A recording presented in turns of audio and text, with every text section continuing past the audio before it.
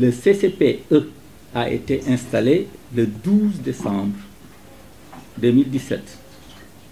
Lors de sa 5e réunion, il a été décidé de l'audit du fichier électoral. Et donc, du 15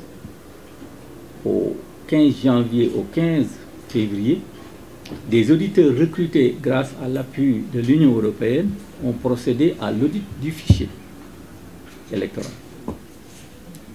Et dans les recommandations émises par les auditeurs, il avait été dit qu'il faudrait un comité de suivi des recommandations qui seront issues de cet audit.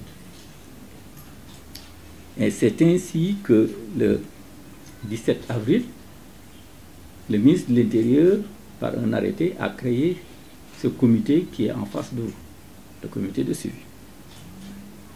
Les membres du comité de suivi, comme je viens de vous le prouver par la présentation de ceux qui sont ici avec moi, est constitué de 4 pôles. 3 pôles politiques: majorité, non alignée et opposition. Et la société civile. Les autres membres du pôle, c'est la Sénat, la Commission électorale nationale, qui préside.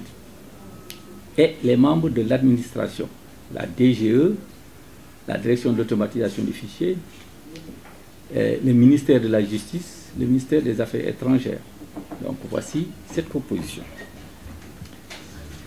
Ça, c'était pour l'historique. Maintenant, pour les travaux, nous avons eu 21 réunions depuis le 15 mai, le 12 même, parce que c'est le 12 que le comité a été installé. C'est depuis ce jour-là, nous avons eu 21 réunions, ici même dans cette salle. En 6 mois, nous avons eu à traiter 23 recommandations sur 38, parce que les auditeurs ont produit 38 recommandations. Et quand nous avons eu le document des auditeurs, lors de la restitution, les auditeurs avaient estimé le taux d'erreur dans le fichier entre 1,241% et 1,989%. Vous êtes au courant, je crois, de cela. Dans le rapport d'édit présenté au CCPE, les auteurs ont listé les points forts du fichier et les points faibles du fichier.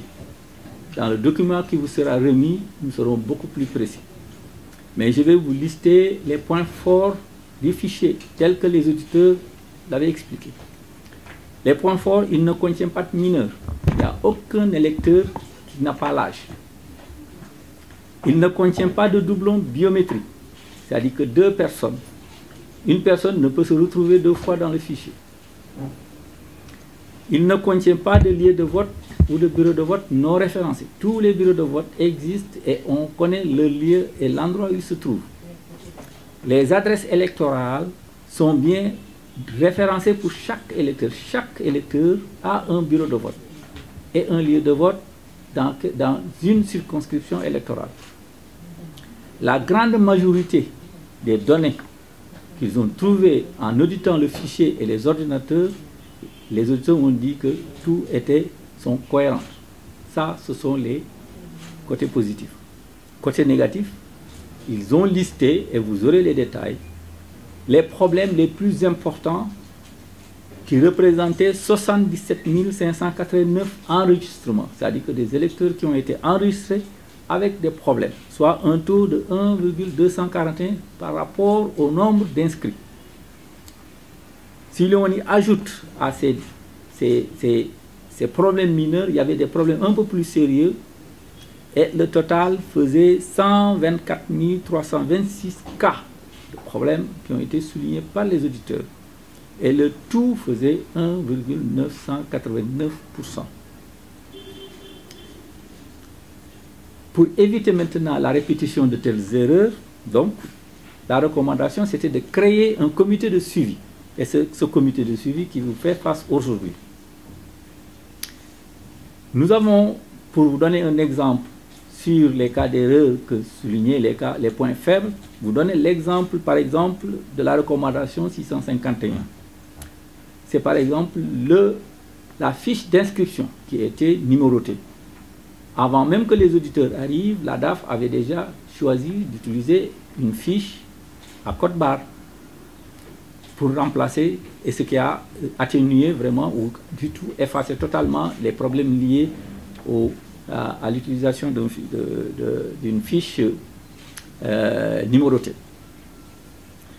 Pour ce qui est des erreurs commises par les opérateurs, parce qu'on a vu qu'il y a beaucoup de cartes d'identité qui avaient des erreurs, les auditeurs ont recommandé des solutions comme une supervision de ces mêmes opérateurs. Mais le comité avait proposé qu'il y ait un algorithme et que cet algorithme sera fait, mais pas actuellement parce que nous sommes en période de révision, on n'a pas encore terminé le processus électoral qui nous mène vers la présidentielle. Maintenant, je vais vous fournir les évaluations au niveau que nous, comité de suivi, nous avons fait sur l'application des recommandations par notre instigation ou directement par l'initiative de la DAF ou de la DGE. Le niveau pour 100% des recommandations qui ont été exécutées à 100%, ils sont au nombre de 6 sur les 38. 100%. Les recommandations, on n'y reviendra pas. Pour ceux qui ont atteint 75% d'exécution, il y en a 5. Les recommandations exécutées à 50% sont au nombre de 3. 2 ont été considérées comme non pertinentes. Ce sont des recommandations. On peut même dire que nous sommes à 36 parce que 38, sur les 38, il y en a 2 que le comité a jugé non pertinents. Donc, on les considère comme si ce n'était pas des recommandations. Et une troisième qui pour le moment est encore partiellement exécutée, où nous sommes dessus. Ce sont des cas assez difficiles à régler. Et donc, nous, si vous voulez, on y reviendra. Parce que c'est que les auditeurs avaient trouvé qu'il y avait 7 inscrits, 7 personnes qui devaient être inscrites sur les fichiers électoraux qui ne l'ont pas été parce qu'ils font doublon avec 7 autres personnes qui sont sur les listes électorales. Nous sommes actuellement à l'étape des investigations. Et si vous voulez, on apportera plus de précision. Mais pour le moment, on n'a pas encore trouvé tous les éléments pour tirer une conclusion, mais ce qui est certain, c'est que c'est un problème lié à l'état civil.